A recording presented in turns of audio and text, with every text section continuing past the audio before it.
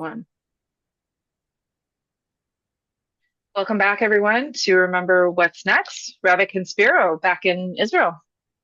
Absolutely. Back in Israel, and in honor of me returning from Galut, only temporarily this time, I think we're going to do something very important today.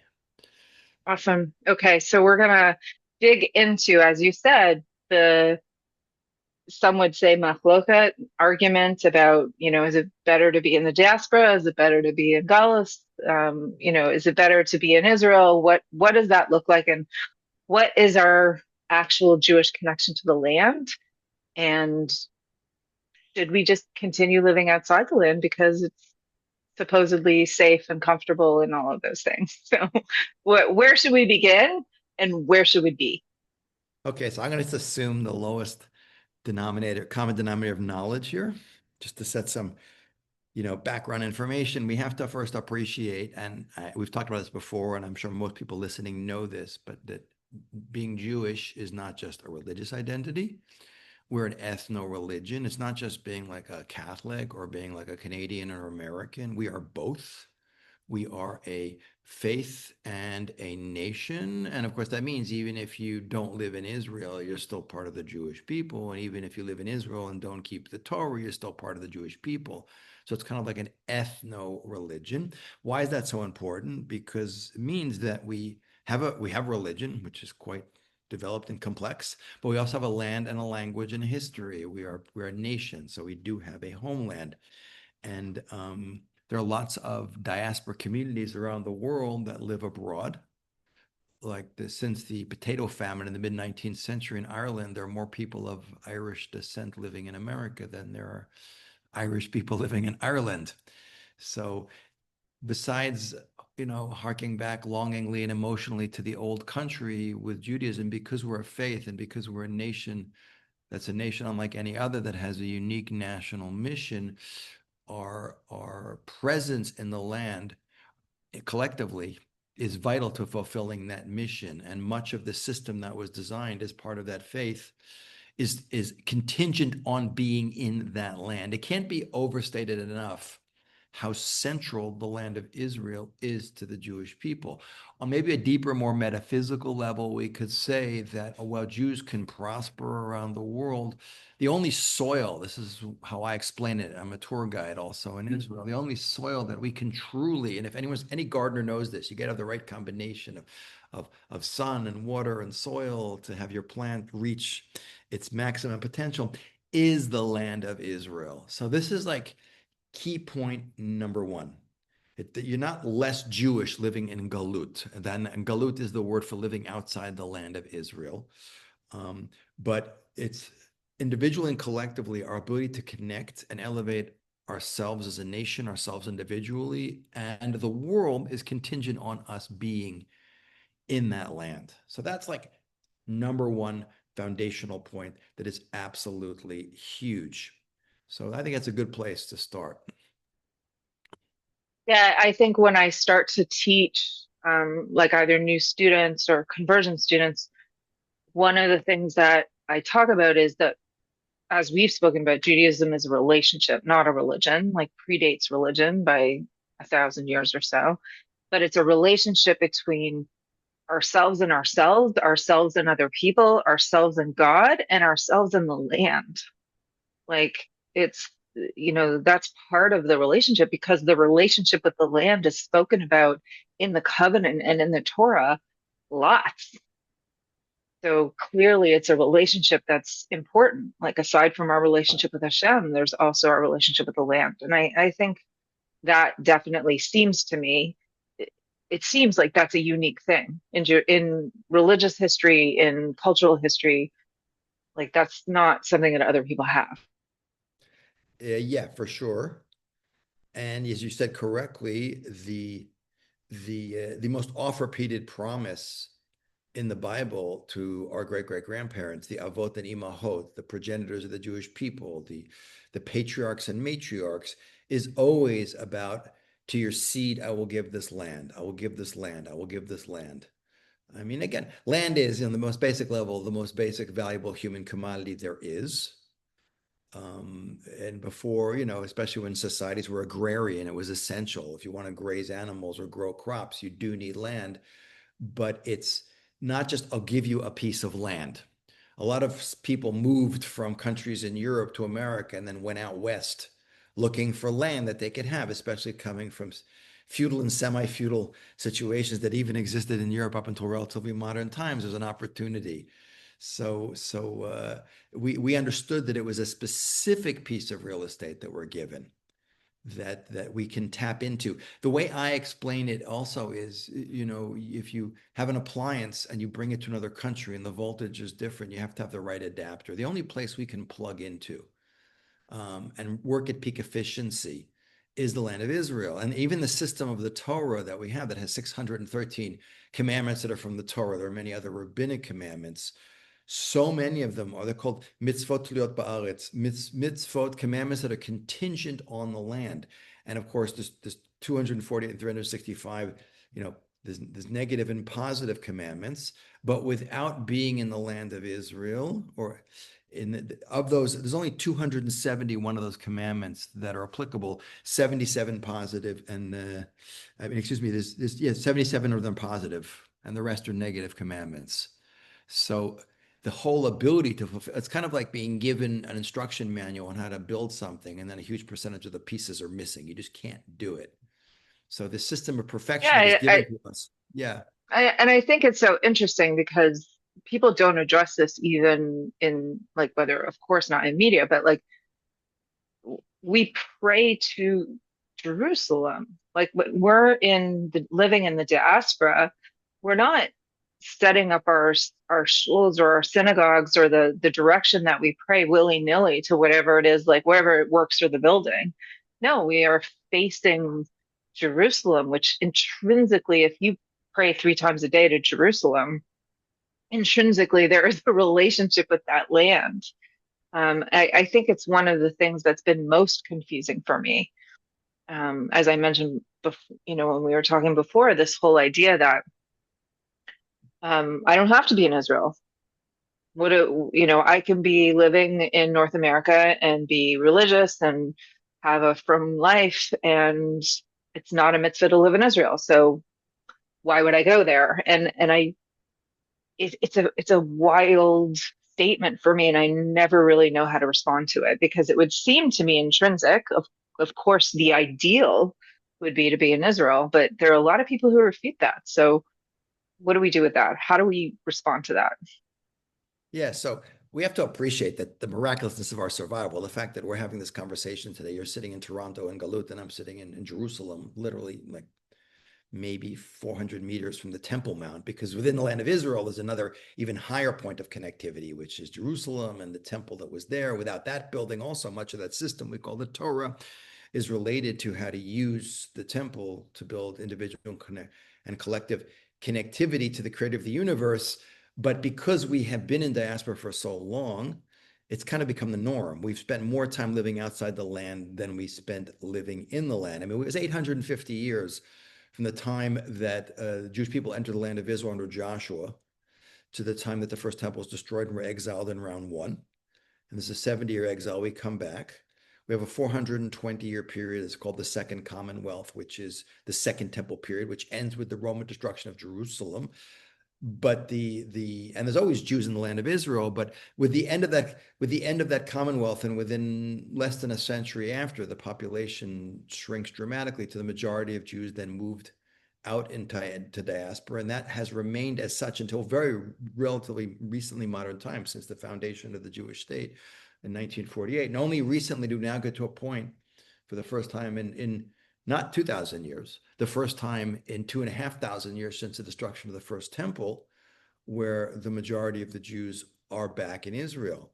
But because we've lived in diaspora for so long, it's become kind of the norm. And because, especially nowadays, it's not so long since in Europe, when things in the diaspora weren't so good in a lot of parts of the world, especially in Europe when Hitler was in power. But precisely because it is so comfortable, and people make the mistake of thinking comfort means I'm passive, I'm spiritually disconnected, and I'm assimilating. No, comfort, you can be very spiritually connected and very learned. We have massive Orthodox Jewish communities. I'm inhabiting one not right now, but when I go back to America, it's Wesley Hills and Muncie. And then you can go to Lakewood where they have 8,000 guys learning in the yeshiva as Avrechim, as Kollel members, and another 2,500 learning in the yeshiva as Bocharim, So you can have these, but we also don't appreciate, Ellie, that if we had lived through the destruction of the first temple, which happened 850 years after we entered the land and 410 years after the first temple was built, because for the first 440 years, Jerusalem was a non-Jewish city in the heart of a Jewish country, basically.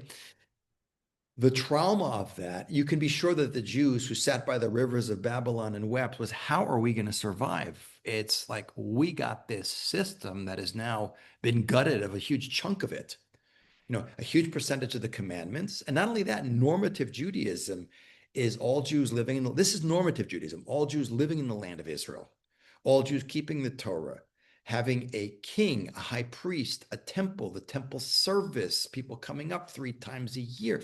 If you look today at those, it's kind of like talking like the human body has vital organs. You can't live without a heart. You have 2 kidneys, so you can donate one if you want. You can even survive without a lung. But when you rip all the vital organs out of a human body, it dies. So seemingly, kingship, priesthood, temple service, sacrament, they're gone. How are we still around? So we do have to appreciate one of the great miracles of Jewish history is the fact that that system of Torah, which was designed so to be kept in the land of Israel, was able to be adapted as the changing situation of the Jewish people to not just what's going on in Israel, but also to the diaspora experience, that we put prayer in as a substitution on a certain low level for temple service, and to remember even the names of the prayer services, Shacharit and Mincha and Musaf, the names are remembrances of the sacrifices were offered in the temple. We do all kinds of stuff like taking the lulav and the etrog and Sukkot 7 days a week. So the rabbis, in their incredible foresight, were able to adapt the system. It shows the incredible genius of Torah and the incredible flexibility and survivability of the Jewish people to be able to get to that. But that's what's become normal. What would be weird for us today would be us be all back in Israel with then all the agricultural laws of tithing, trumot and maasrot and tuma and tuma and tahara, purity and impurity, and animal sacrifices that we do sort of remembrances of them, like washing our hands before we eat, but we don't. Watching animals be slaughtered en masse in a temple, this stuff has become weird to us. The abnormal has become the norm. The normal has become the abnormal. And even people who are very connected and understand this, because some of the people watching and listening to this may have no idea what I'm talking about. But even people who are very connected and knowledgeable, okay, yeah, it was nice. We had it, but yeah, we don't have it. And that goes for, by the way, me sitting here and people sitting in Israel. A few hundred meters away from here is the Gold Dome. God gave us back the Temple Mount in 1967. There's no temple there. There's a Muslim shrine on top of the site. So we're all kind of in a state of stupor, whether you live in Israel or not in Israel. I'd say living in Israel, you're much more awake and much more connected, and you have much more opportunity to do things. But we're very far. The thing we have to remember is we're very far from where we should be as Jews and the ideal situation that we should be in. And as for you saying about living in the land of Israel, it's not. I mean, I've spent now more time living outside of Israel than I've been there since August now, and August, September, October, November, whatever, 4 months. That's the longest I've been in 44 years, and in a very religious community. And I'm constantly having these discussions with people.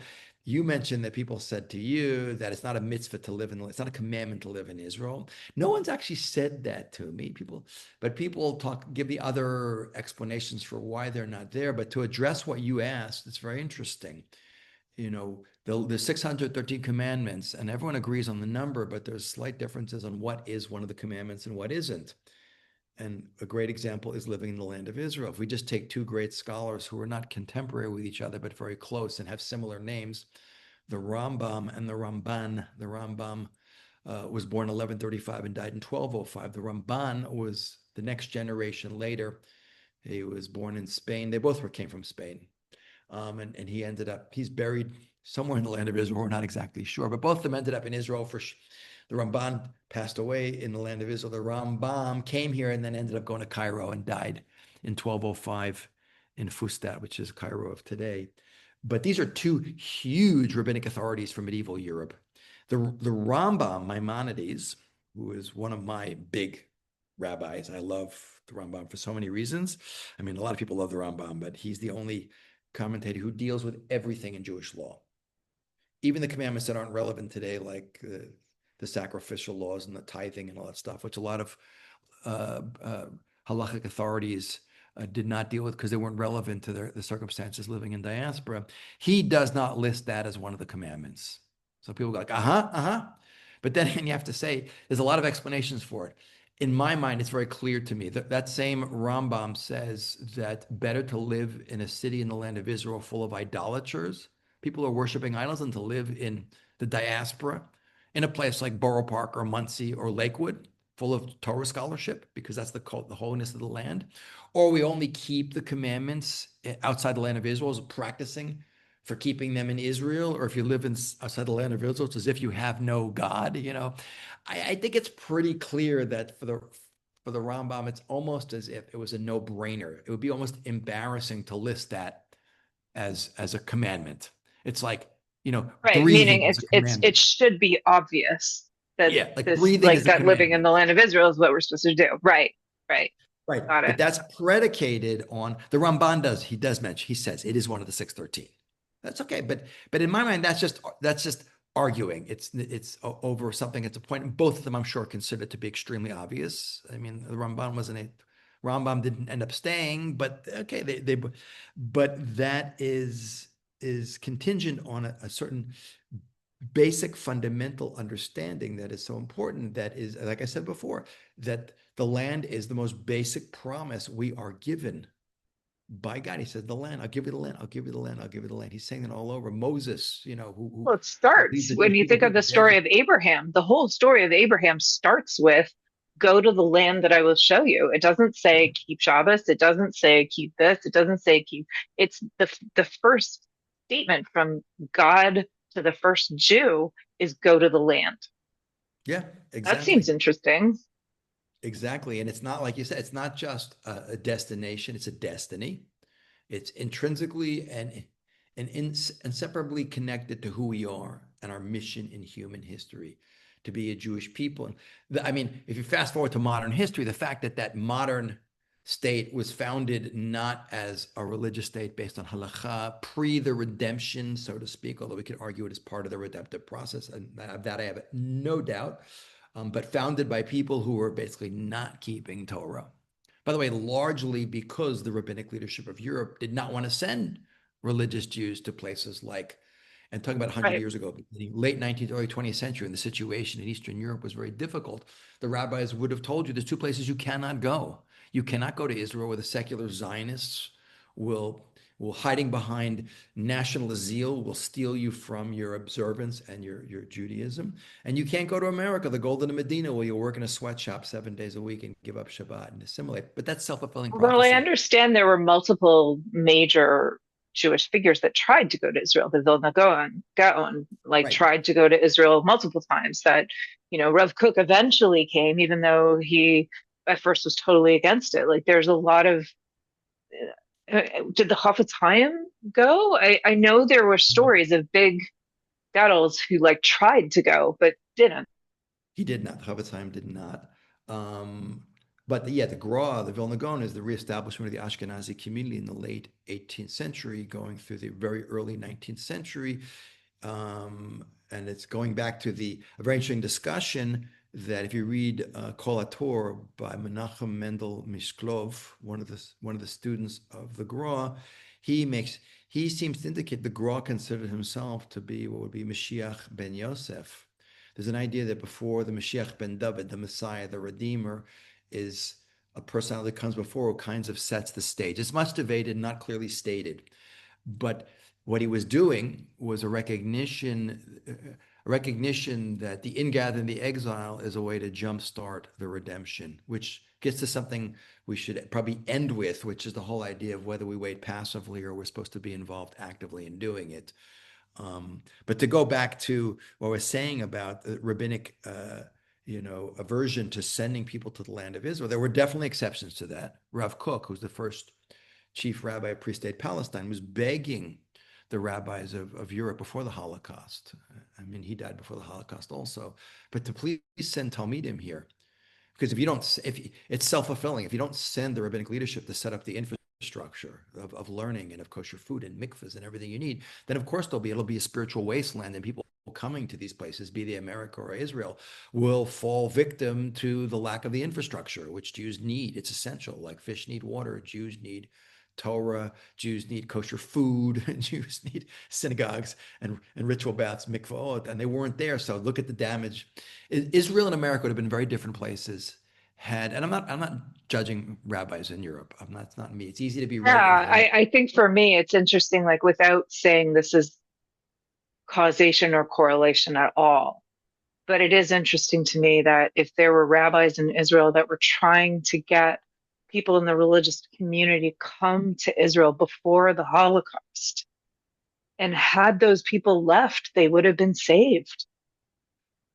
Yeah, It's a pretty wild thought to think about, like that they insisted on staying outside of Israel, and then two-thirds of the yeshivas were wiped out. yeah, whole communities were destroyed. Again, no one saw Hitler coming the level that it was coming. I mean, it's a different level of Jew. We'd gone through a lot. We figured we'd been there, we'll be expelled from here. We suffered through there. We've been ghettoized. The Gamze Yavor, this too will pass. But it didn't. It doesn't always pass. But part of that is also by that period of time, there was a lot of pushback against. It's a whole discussion of the whole notion of modern Zionism and pushing back against the notion that secular people who are not keeping Torah and even anti-Torah would be able to establish a Jewish state. Clearly, it happened. And as we know, God runs the world so that everything that happens, good or bad, to the Jewish people of the world is the will of God. You can't say that anything as a Jew that happens is God didn't wanting it to happen. That's an emotional thing. What does God want? But nothing happens without God, you know, making it happen, basically. So, and I didn't want to get into this discussion now so much, but it's clear that God said, "I want my children to come home." And if the rabbinic leadership's not going to lead the way in doing that, with a few exceptions, Rabbi Shmuel Moliv, Rabbi Kalisher, Rabbi Abraham Isaac Cohen Cook, people like that. Rabbi Alkali, then the secular Jews will do it, but they'll pay a price. They will put this physical infrastructure in, which is what they did, but the spiritual infrastructure was lacking. Now we're playing catch up. Same thing in America. I'm doing a little survey, by the way, living in the very prosperous, comfortable Muncie amongst many, many religious people. And I'm asking them when I get a chance, when did your, if they're not Bali Tshuva, people like, like myself who've come back or something like that, whose parents were not religious, the vast majority of them I noticed came basically at least a generation after my family came, which is all of my grandparents were born in Galut, in the diaspora in New York. And their parents came from Europe. So these people who are people who came as more or less refugees, many of them, including many of the great rabbis, people like Rabbi Aaron Kotler, people like that, who were coming before, during, or after the war. So then, very like after the fact, when it was already too late, then they set up the infrastructure. And that's what enabled these communities like Muncie, like you have in Brooklyn and Crown Heights and in Borough Park, and like you have in Lakewood and in Tel's Yeshiva and in Cleveland. They were, but look, that is, there they a lot of them chose not to go to Israel or couldn't get to Israel because the British were still keeping us out, and chose to transfer the diaspora to somewhere else. And ironically, the two places where this rabbinic leadership was saying you cannot go, we fast forward 80 years after, as World War II ends and the Holocaust is over, and those places which were the center of the Jewish world are now the largest Jewish cemetery in the world, which is Eastern Europe, especially Poland.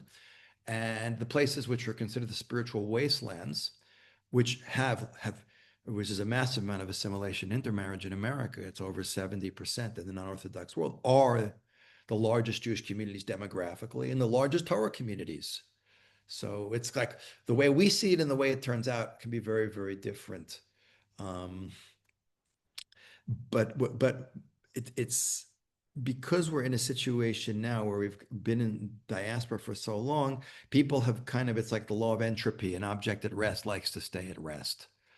And I always say to people, I understand the difficulties of coming to live in the land of Israel, uproot your family, job. I have children or I have parents. There's a lot of not necessarily so practical immediately to jump up and go. But what I don't understand is people justifying that there is no obligation to live there.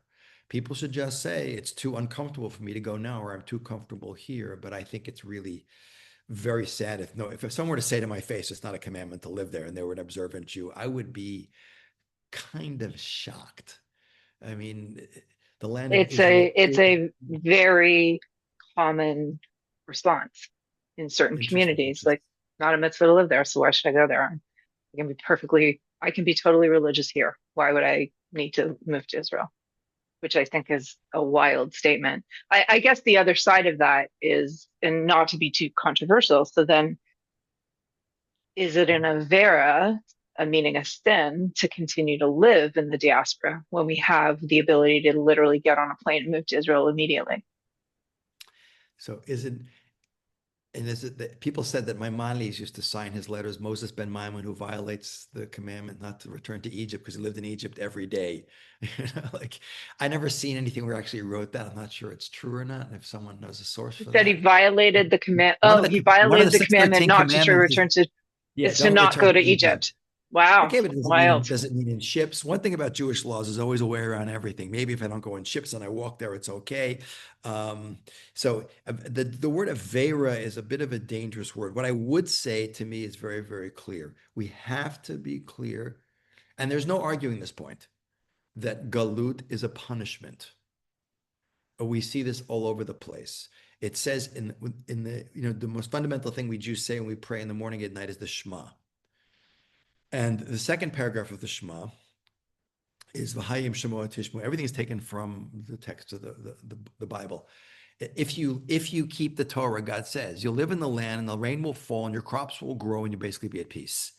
But if not, the two most common signs in biblical times of God's displeasure with us for violating our side of the contractual agreement is drought, which we can get around even in Israel because we have desalination, drought and exile. And if we look throughout the Bible, you cannot debate this point, especially as a Jew who believes in who follows the Bible.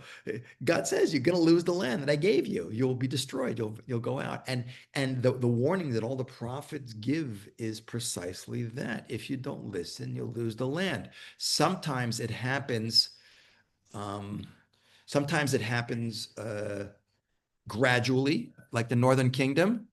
The Northern Kingdom is exiled gradually over a period of time of 11 years until eventually the Northern Kingdom is exiled 130 years before the Southern Kingdom is exiled. And sometimes it can happen a little more rapid. There's always warning, little by little. And the prophets, like Right. it's Jeremiah or Isaiah, they're always saying over and over again, listen, don't rebel.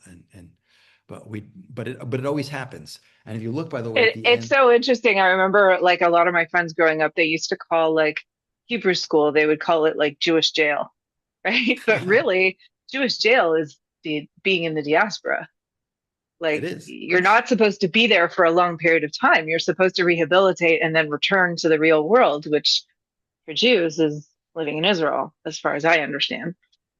Yeah, for sure, for sure. And by the way, it says you look in Deuteronomy, where we get all the warnings. This is Moses' closing speech to the Jewish people, and this is what we read on Tisha B'av, by the way, in the morning prayers, which is the day that commemorates the destruction of the first and second temple, the two events that led to the first and second diaspora experience. It says, um, it says, I point heaven. It says that we will, make graven images. We'll keep worshiping idols, not listening. It says, I appoint heaven and earth to bear witness against you that you will surely perish quickly from the land which you are crossing the Jordan to possess. You shall you shall not have a lengthy days upon it, for you shall be destroyed. Doesn't mean totally, but our presence will be destroyed. He says, Hashem will scatter you among the people, and you will be left few in number amongst the nations where God has led you. There you will serve the gods, the handiwork of man, wood and stone, which do not see and do not hear and do not eat and do not smell. So it's like all over the place that this is a punishment. So while I wouldn't say it's an avera, what I would say is the existence of galut is a chilul Hashem. It's a desecration of God's name because multiple times in the Bible, like we leave Egypt and after the golden calf, and God wants to destroy the Jewish people. And Moses says, the nations will say, you took us out of Egypt to kill us in the desert. Ezekiel says this, what? That you brought us into the land to throw us out. You couldn't keep us there. What, God can't keep his word and control the destiny of his people.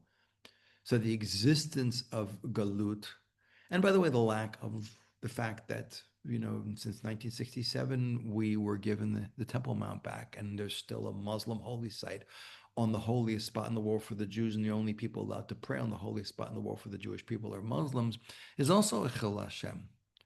It's somehow the nations will look and say, well, if your God is so powerful, that's how the pagans looked at things. How did I win the battle? My God was stronger than yours. If God is really on your side, think about it. When Rome became Christian in the fourth century, they justified the entire experience of what happened. Previously, the Romans would have said, why was Jerusalem destroyed? Because the Jews rebelled against the Roman Empire and we smashed them. When Rome became Christian, they said, you know why it was destroyed? Because the Jews didn't reject the Romans, they rejected God's son and they killed him. So God rejected them. So, and they Like used the that's destruction. it's so interesting to think about it that way, like that the very fact that we don't live in Israel is sort of saying to people there's trouble in paradise. That relationship is on the rocks. Like if they were so good with God, they would be back in the land because God said that as long as we have a relationship, the land is yours. Like it's a really interesting way to think. Yeah, that the very nature of us not being there sends a message about the relationship between the Jewish people and our destiny and our relationship with Hashem. It's fascinating. So God gave us a land in 1948, and the majority of Jews, 1948, to live in Israel was not an easy thing. It was surrounded by Arab states. 6 Arab armies declared war and invaded. The country was a third world country with no infrastructure. It was a very difficult situation. So people living in Galut were, we'll just stay there, or we'll come later. Same thing, by the way, nothing new under the sun. When Zerubbabel ben Shaltiel, when Cyrus, the king of Persia, tells the Jews to go back at the end of that 70-year period, the vast majority of Jews, like 42,000, go back. I estimate about 5% probably went back, which is about the same 5% that were in Israel in 1948. And what happens? The Jewish community, the diaspora will continue in Iraq, which is Babylon, up until 1940, like the War of Independence, when the Jews are ethnically cleansed from Iraq around the time of the War of Independence. But nonetheless, the population of Israel will grow dramatically. And the temple will be rebuilt and it will be a beautiful city. And, we go into exile again. But the same thing happened. We see that happening today. The vast majority of Jews in 1900, only half of 1% of the Jews in the world were living in the land of Israel. Today, half the Jews in the world are living in the land of Israel. So it's a process. But the perpetuation of Galut, God says, I gave you this land in 1948. Why are you still there? Why are you still And I there? think it comes up on the question on our side, which is if we say the land is ours, but I'm not going to live there, right? It's ours, it belongs to us, but I don't really want to live there. I don't want to go there. It's a really interesting disconnect that I think you're right. It doesn't speak to logic.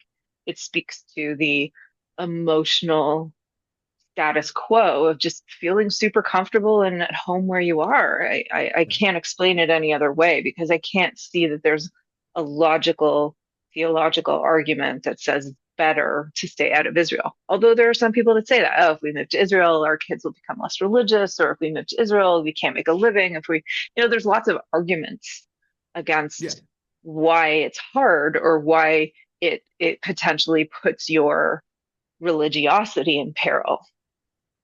Yeah. But people have to distinguish between the practical difficulties of making Aliyah, and the land of Israel wasn't given us for comfort.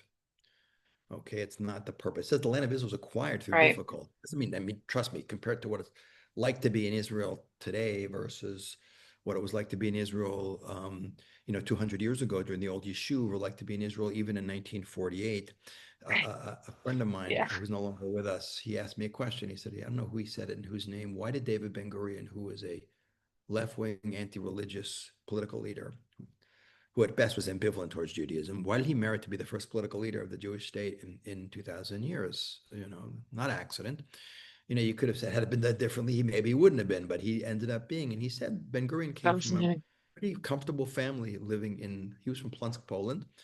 And when he came to Israel at the beginning of the 20th century, it was very difficult. You had poverty and lawlessness and typhus and dysentery. And his family begged him to come home. And he said, no way, I'm leaving. He was so connected to the land. Mm. And we Wow. see that was really that was his merit. So for a person to say honestly, look, I know I should be there, but for practical reasons, A, B, C, D, I'm not ready to be there. That's fine.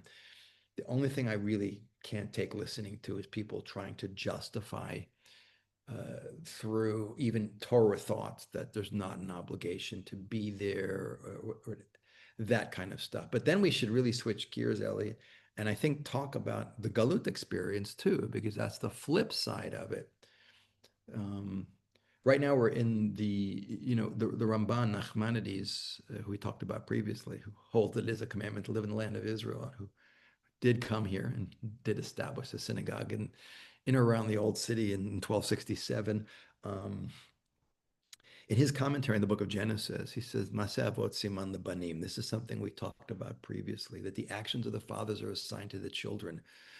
That which happens in the beginning of the Bible, especially with the patriarchs and matriarchs, is the revealed pattern for everything that's going to come later in history. And if we look at Abraham, Isaac, and Jacob, what they go through. First of all, Isaac repeats a lot of what Abraham goes through with Abimelech and the Philistines. There's a lot of similarities and repeat of the narrative, but they're really kind of imprinting, like making a groove in the ground of history that we will be in again in time. And we see that they're promised the land. Abraham, when he dies, he just hadn't gotten the land. He dwelled in there, and he buys the first. He has to buy the first piece of real estate. Think about that, and he pays a lot of.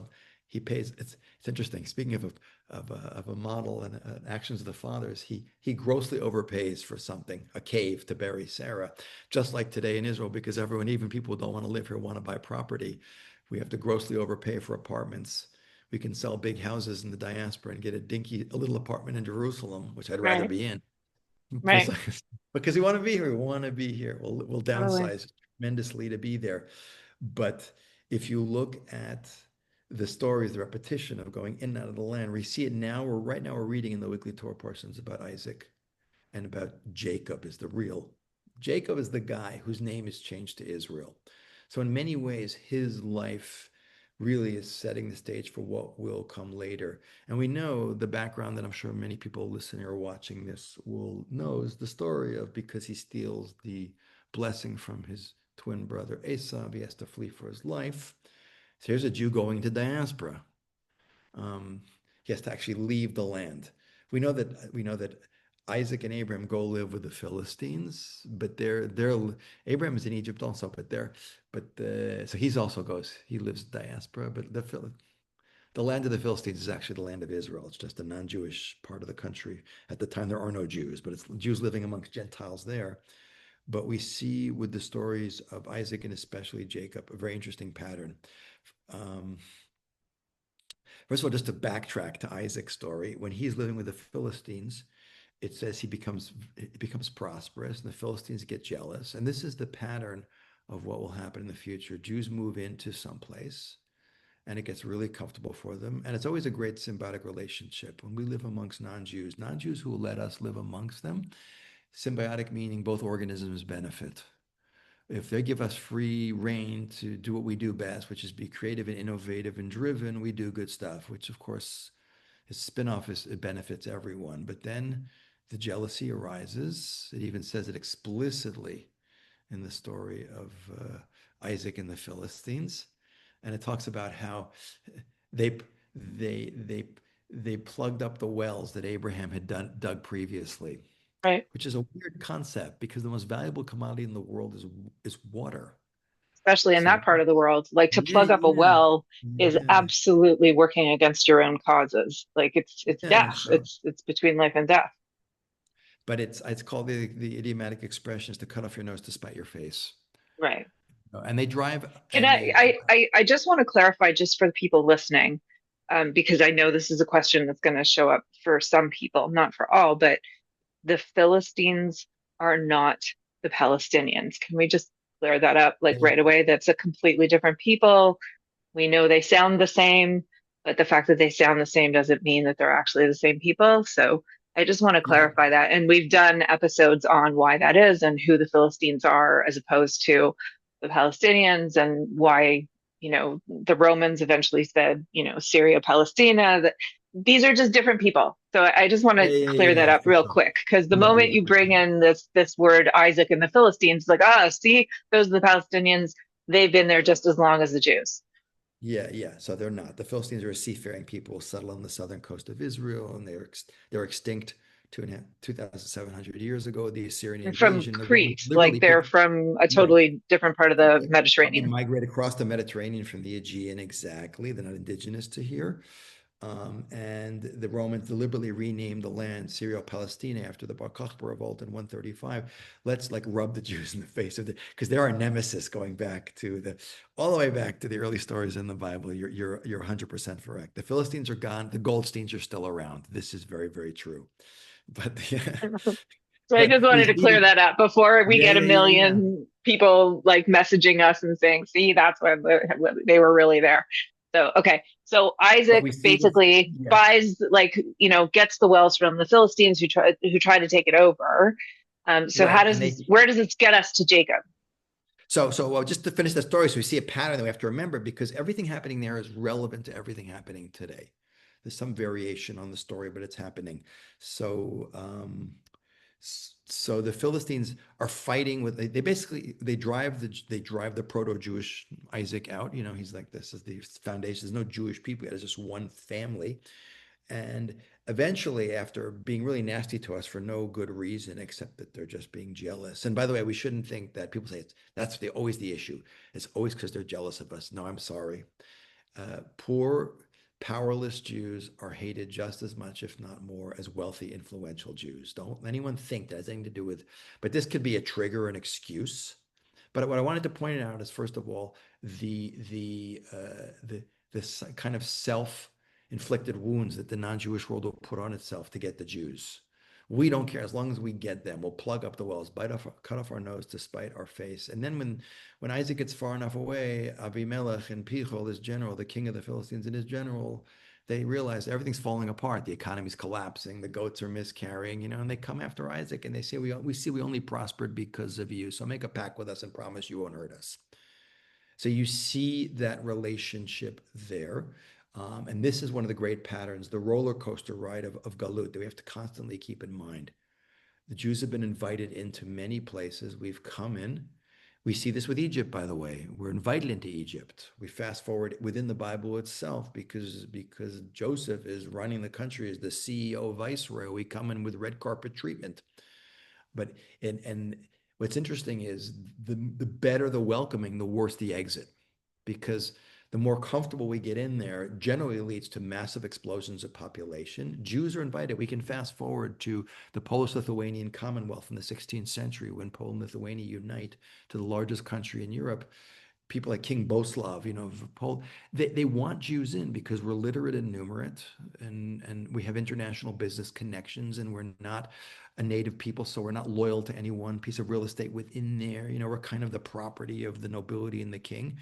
And we come in and do great things for them. We run their estates and we're their diplomats and their translators and collect the taxes and all that other stuff. And then the population of Eastern Europe, which was an outlier community, will become the biggest Jewish population in the world with, like 5.5 million Jews living in there prior to the end of the 19th century. But you can go back to Spain and see the same thing there that Jews in 711 cross with the Muslim expansion into Europe with the Straits of Gibraltar, and they're living in what's called Al-Andalusia. And that outlier community will also, by the time we get to the late 14th century, be the central Jewish community of the world.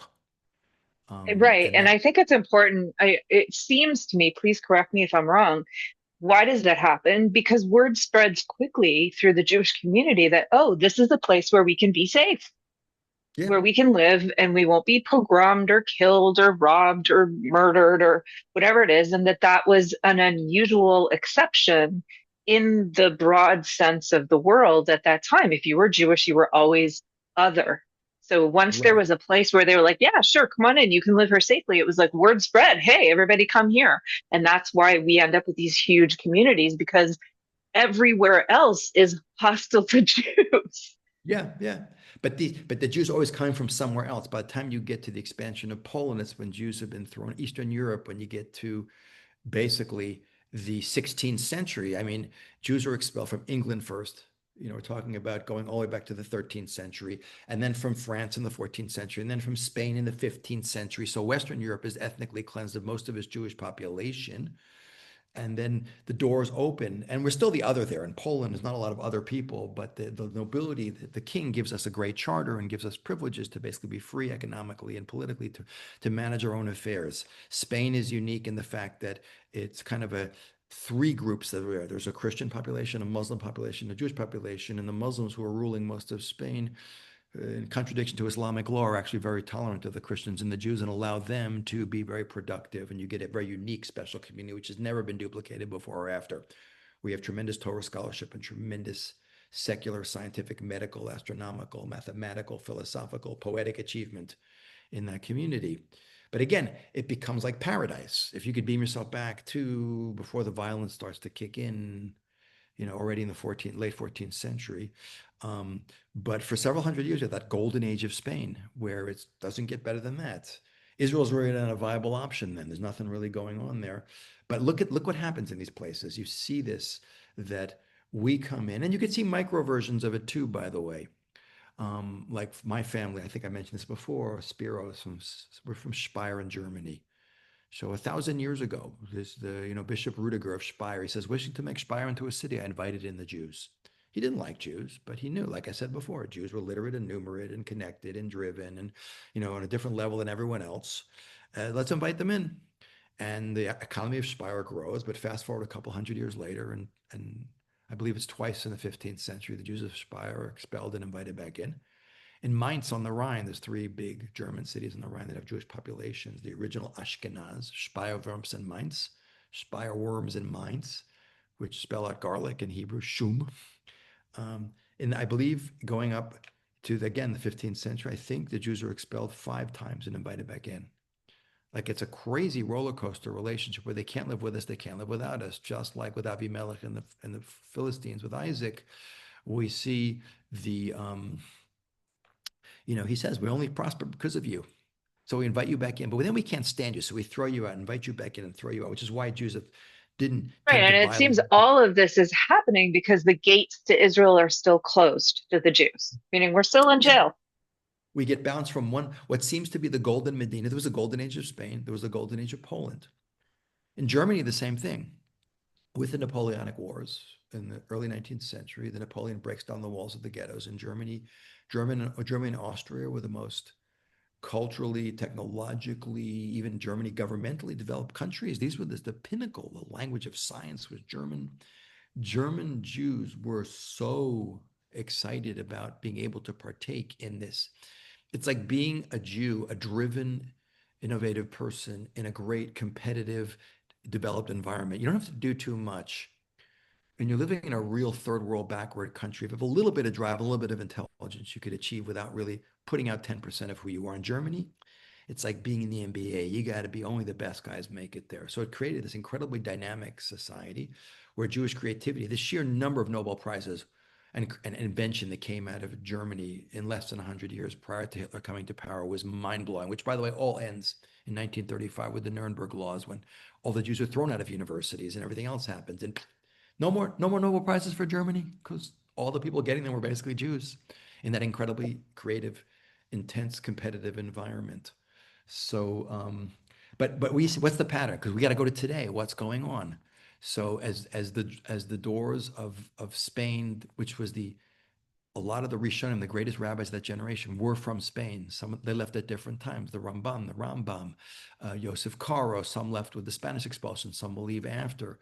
Um, um, but So what was this community, which was an outlier community, goes to being the community, with the most rabbis, the greatest Torah, tremendous affluence, tremendous Jewish accomplishment. And we see again, it's over and over and over again.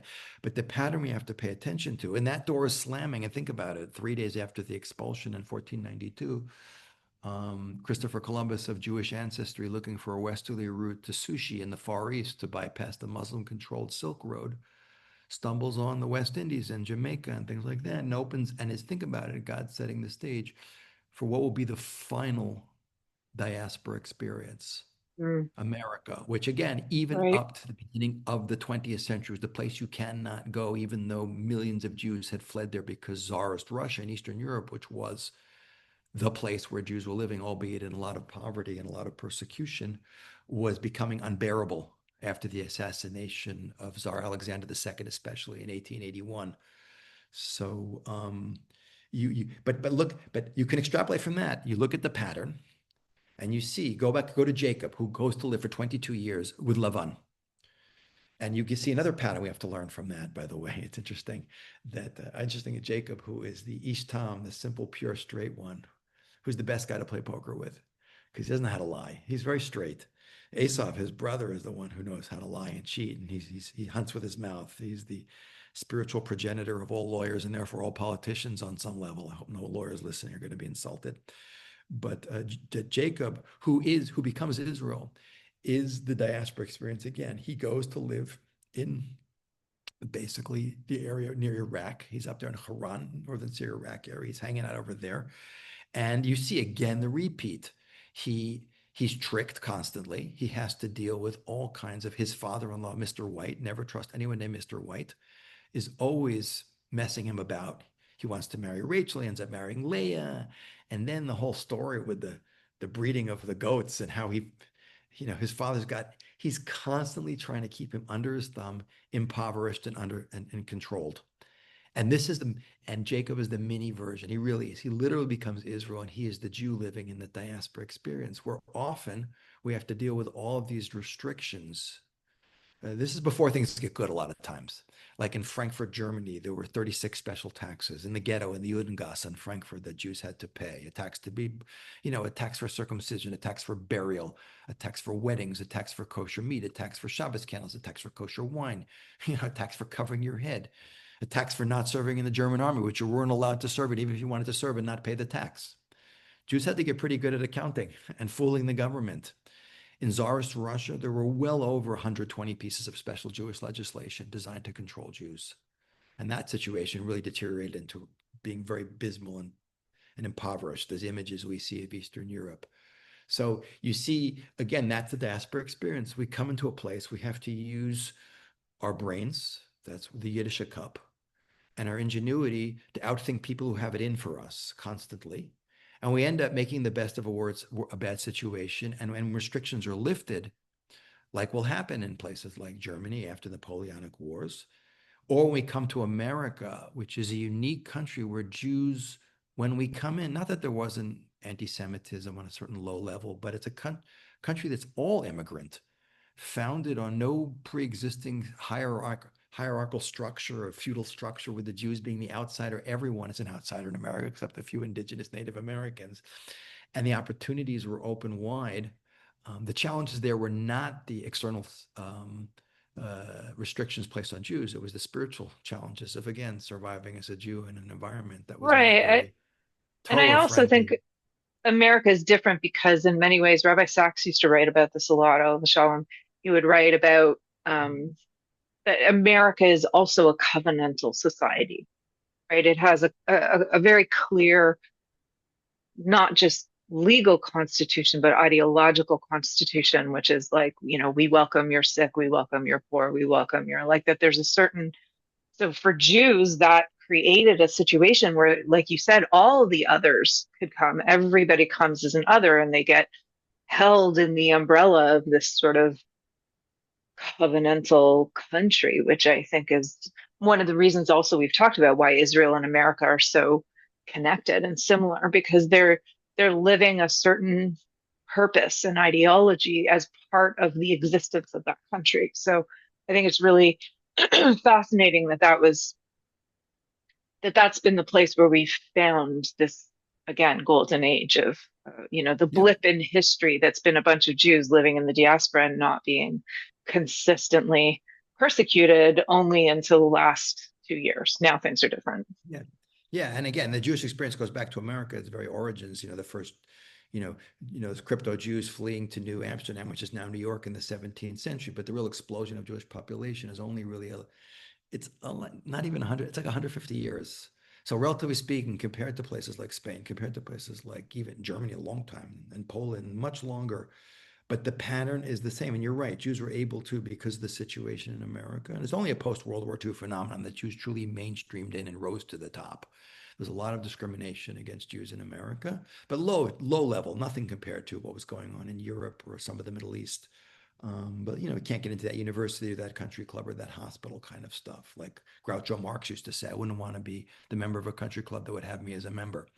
But the pattern we really have to focus on, because we're talking about the Galut experience. We see what happens at the beginning. We see, by the way, when Jacob wants to come back to the land of Israel, Esau comes out and tries to stop him. He's meeting him. So even re-entering the land, and we also have to remember that Jacob is hanging out there. Maybe he's thinking I can stay. He's told to leave. You got to go. There is no long-term future. This is the big lesson we see over and over again in the Bible, and we see over and in Jewish history. There's no long-term future for Jews living in diaspora. And when it's a really dumpy, horrible place, and we get the opportunity to leave, Soviet Union collapses in 1990, and a million Jews from the former Soviet Union come to Israel because it's a terrible place. I mean, it was a mess. Come to Israel, come to go to Germany, go anywhere, but get out of there. So it's not hard to get used to leave. And the population of Israel jumps by 20% in a few years. There it's easy. The trap is where it's not so difficult and so horrible. When you're in Egypt and when you're in going back to Joseph's time, when you're in Spain during the golden age, but it always ends badly. The more comfortable we get, this is the scary part, the bigger they say in Yiddish, the bigger the potch we have to get us out of there. And in Spain, in Egypt, it ends with slavery, horrible period of slavery, and rescued supernaturally. In Spain, it ends with a mass expulsion with half the population fleeing, many dying, drowning in the sea and everything, but all leaving with nothing, where the other ones get to be crypto Jews and hang out in Spain and be hounded by inquisitions and whatever, or assimilate and disappear. In France, they're expelled. In England, they're expelled. In Germany, look what ends in a Holocaust. And that Holocaust spreads out of Germany, a place where Jews really wanted to be, to a lot of places where Jews were kind of sticking around, but it wasn't so nice. But then all of Eastern Europe, and you can see the diaspora. We look in history of the last 100 years or so, you can see the diaspora, that God is shutting down the diaspora. He Europe was largely shut down through destruction in the Holocaust. That was the center of the Jewish world, as I said before, is now just one giant Jewish graveyard. The vast Jewish population of the Middle East, 850,000 Jews who were living in places like Iraq, way before Arabs ever lived in these places, by the way. The people, they were there from the Babylonian times, are all ethnically cleansed, leaving everything behind, similar to Spain. Between 1948 and 1967, with the establishment of the State of Israel and the massive anti-Jewish backlash that triggers. The Soviet Union closes down, and the Jews who were kept there and denied their faith flee en masse. So it's boom, boom, boom, boom. The biggest centers of the Jewish world, that we look back and rewind, that were the golden ages and the highest populations, are now basically devoid of Jews. Western Europe, the explosion of anti-Semitism, it's out of control, with these countries becoming largest Muslim populations, the violence against Jews, what was unthinkable to now is the norm. And now you see, you're in Canada. The Canada's crazy. The stuff that's going on there is nuts. And even in the last grade, I always say this, that we've watched this pattern. It was set up by the forefathers. We see and being driven out. They can't live with us. They can't live without us. And now we come all the way today, 3,339 years after we were thrown out of Egypt, and we see that the last community is the United States, where Jews are really comfortable. Now, I'm not saying there's going to be a Holocaust in America. I don't know these things. God forbid that that should happen. But Jews make a terrible mistake. I understand how Jews who don't know anything about Jewish history and Judaism and have very little Jewish identity are comfortably staying there. What always surprises me is the level of, and I think people are much more awake and on edge today. I've noticed that since October 7th and the explosion of anti-Semitism at 360% above what it was before, because Israel bashing is just the last excuse that anti-Semitism hides behind, but Jews everywhere become targets. But that people are still thinking that we have time, maybe it'll be okay. I always jokingly say, I don't know what's going to happen, but in the end, everyone's going to flee down to Florida, which is kind of shaped like a pier, and they'll be down in Miami Beach, and the emergency rescue boats will come. But then when you Yeah, come that way, I definitely still hear a lot of people that I know that work in Canadian academia or Canadian businesses. Like we're good, we want to save Canada. We want to save the Jewish community. We want to be able to make it safe for us again and make it work for us again. And we're working hard to like save the universities so that Jewish kids can. I'm like, really? I hear it, and that would be lovely, but it feels like a pipe dream and not the way that the pattern of history goes. Like it would be yeah, more prudent to save yourselves and to really decide, is this a place that wants to be saved? And is this a place that is open to Jews being a part of society? And a lot of the messages that we're getting, mainly because the CBC is absolutely deeply steeped in anti-Semitic conspiracy theories, is Jews aren't welcome here. mhm, And I yeah, think we ignore that a lot.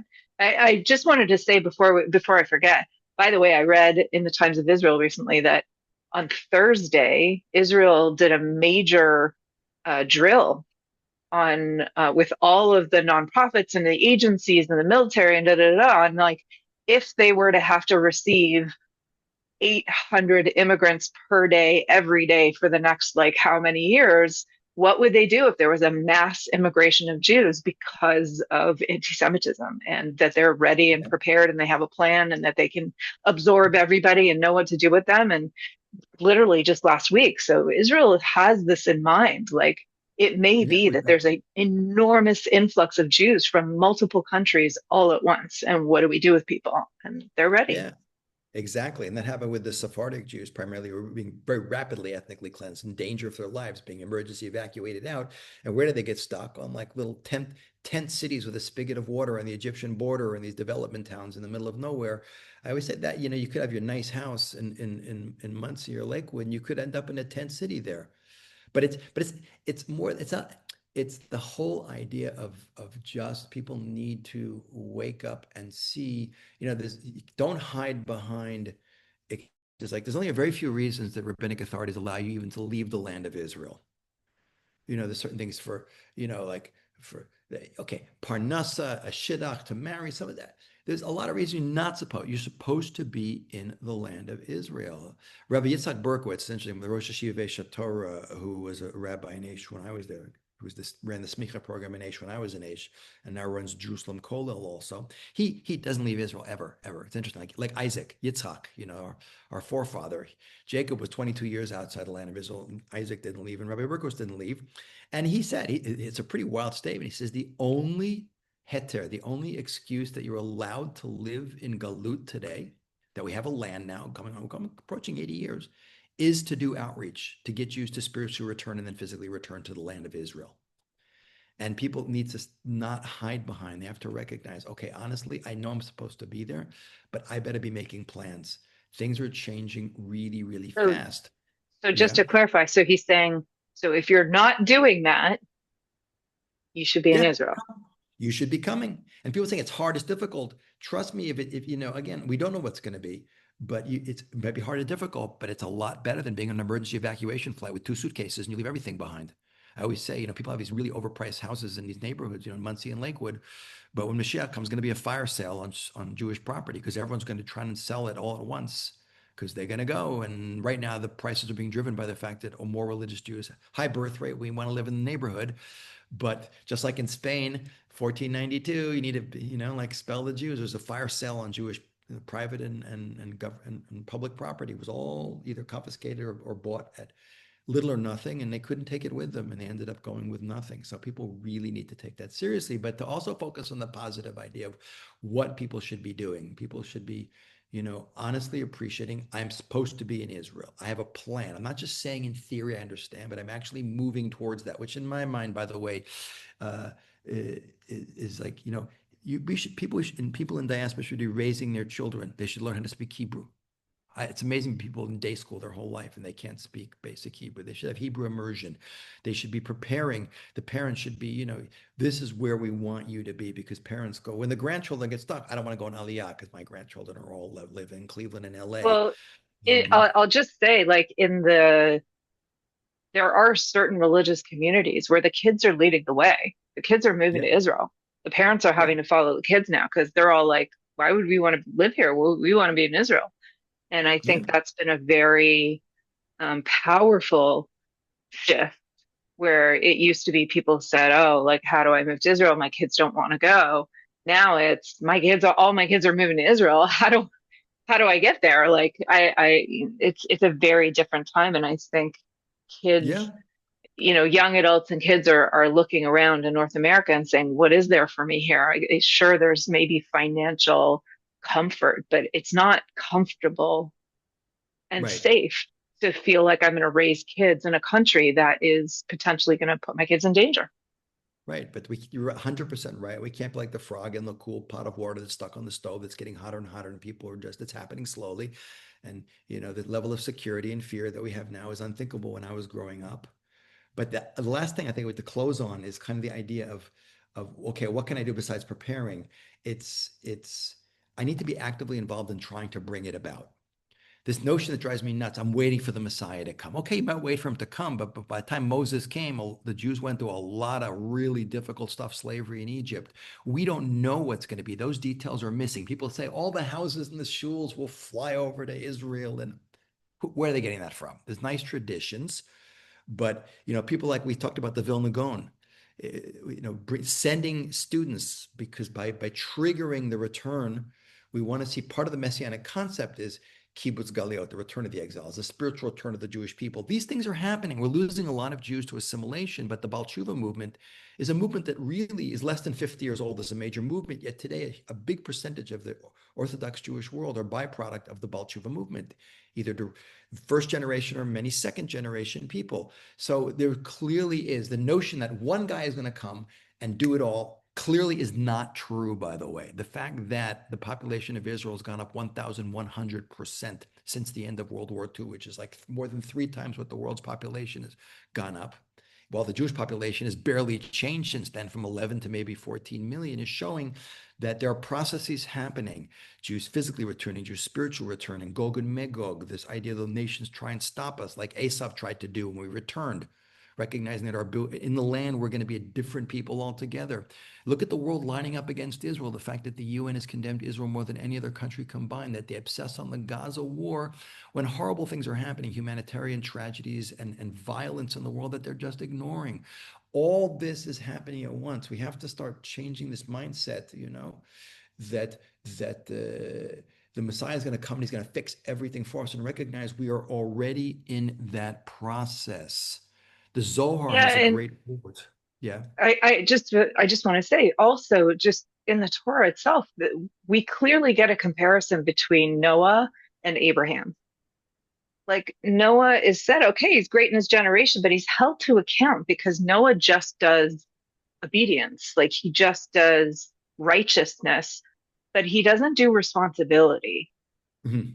And we don't look to Noah and say, that's the person we're supposed to be like. We look to Abraham and say, that's who we're supposed to be like. And the first command to Abraham is go to the land. And he's a person who takes responsibility and partners in creating the mission and the whole point of Judaism. So we're not supposed to be like Noah and just do what God tells us to do and just like, keep to ourselves. And we're supposed to be active in the process. That's why Noah's seen as like righteous in his generation, but not the role model. So I Right. think It's it's not a just, really interesting contrast. Like we're supposed to be involved in the process because that's the ideal. yeah. And Abraham's a great example you bring down because two things. One, Noah spends over a century making a boat and he saves himself and he's in there. Okay. Abraham is proactively involved with his tent with doors to invite people in. And is also, he's physically moving to the land of Israel because God commands him to go. This is where you have to be. But when you're there or wherever you are, you have to be a living example of godliness as a model, which, by the way, part of the process of jumpstarting redemption is the idea of physically returning to Israel, but also not being passive when you're living in these beautiful, nice religious communities with great schools and great shuls and everything is great and there's no intermarriage and assimilation. You're living in a bubble. Meanwhile, you have this huge intermarriage rate. We have this idea, Kol Yisrael Arevim Ze Lezeh. Every Jew is a guarantor for every other Jew. If I'm living in diaspora and I'm not moving yet, I need to be doing a full court press on waking up my fellow Jews to the beauty and the relevance of their faith and reconnecting them so they can join me in the spiritual journey and in the physical journey. And that is super important. The Zohar, which is that basic book of Jewish mysticism that Shimon Bar Yochai is the author of in Parshat Vayera, we just read it, which has all the great messianic stuff in it. He says it's not God's will that the date of the Messiah come, but as it gets close, even a child will be able to make the calculation. And that's what's happening. If you look at what's going on, we put this all together. We had a very deep dive into this conversation.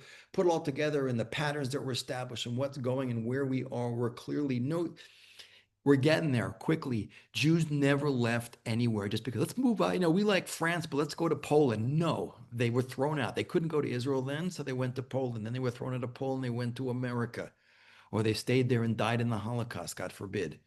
But that is what's happening now. To think that we're going to leisurely be able to just pack up, I'll make Aliyah in 20 years. I don't believe that's the case. I don't know what's going to happen, but things are changing rapidly.